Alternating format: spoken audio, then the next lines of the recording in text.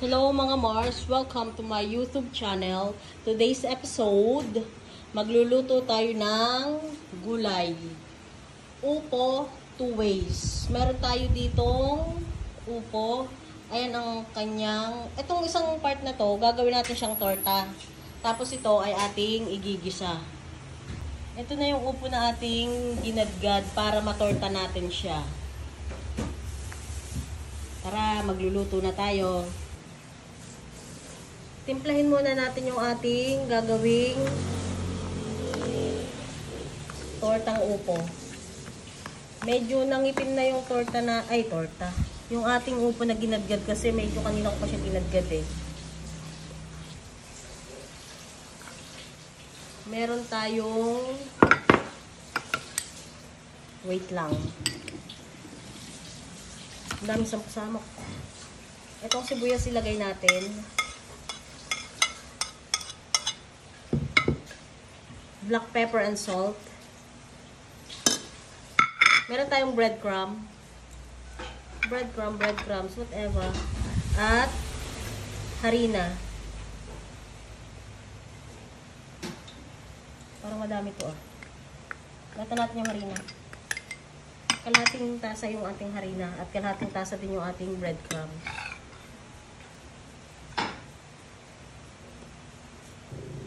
Ilagay natin yung ating 3 pirasong itlog. Haluin natin siya.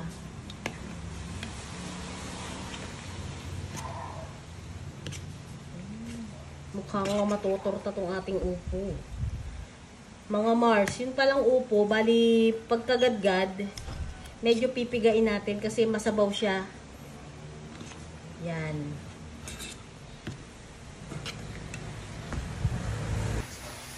Mainit na yung ating mantika. Simulan na natin ang pagpiprito ng ating torta. Makabagya lang. Huwag natin masyadong kapalan. Mainit lang, hindi pa masyadong mainit.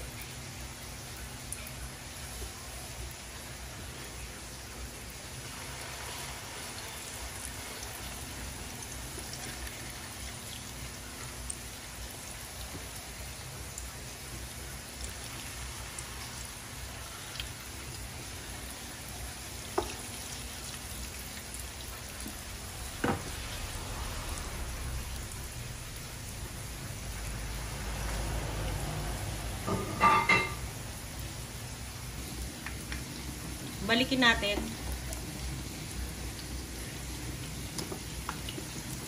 Parang naunggoy yung mawali. Hindi yata banal.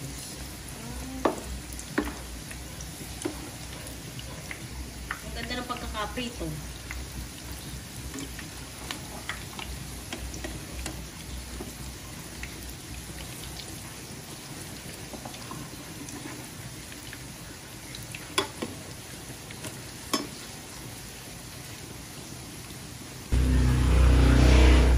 Ito na yung ating nilutong tortang upo. Magigisa naman tayo ng upo. Basic lang to mga Mars. Gisa-gisa. Ay. Nakalimsi.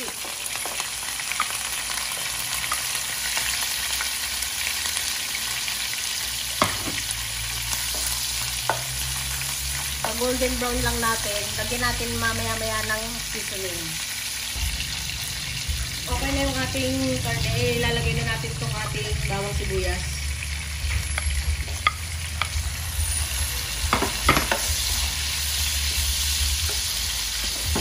At ang ating kamatis.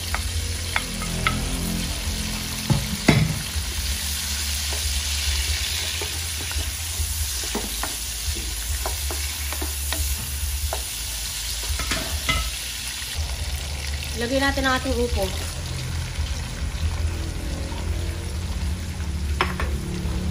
Lagyan natin ang tubig. Mga ganito-ganitong baso. Depende sa dami ha. Tansya-tansya lang. Takpan natin. Tikman mo, Sandro. Sandro.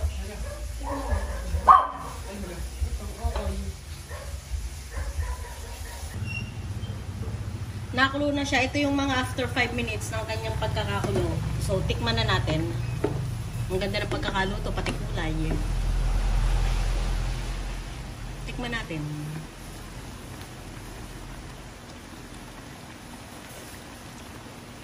Ang sarap. Okay na yung lasa niya. Isang kulo na lang at ready to serve.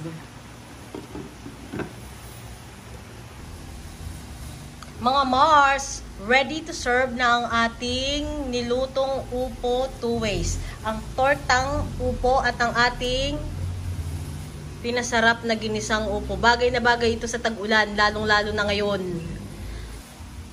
Maraming salamat sa panonood. Ingat tayo!